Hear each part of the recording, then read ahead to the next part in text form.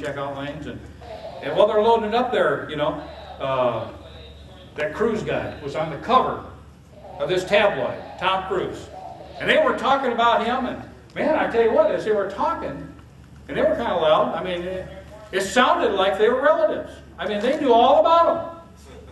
They knew what his children's name was, who his wife's name was, who been his wife, where he lives, and they were just regurgitating this stuff, you know. Well, a lot of us, like Christians, are like that. We know about Jesus.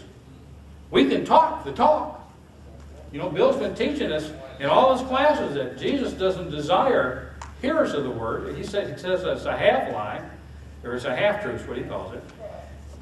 But we have to be doers. We have to walk it out in obedience. We may not understand what it is, but when God downloads something, just say, yes, Lord, and do it. If he says something in the Word, say, yes, Lord, and just do it, you know, and begin to develop that relationship. Take yourself from being a teknon to a henos, whatever the hell that guy said that. From being an immature Christian, somebody that's just entitled because he was born into the family, to one that begins looking like the Father. Okay, does that make sense? Did I lose anybody today? Okay.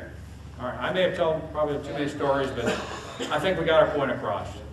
The things that we learn from God, He's going to put them in our hearts. He's not going to put them in our heads. We're not after head knowledge, we're after heart knowledge, and we're after obedience. Okay? All the issues of the life come out of the mouth, and that comes directly from the heart. Okay?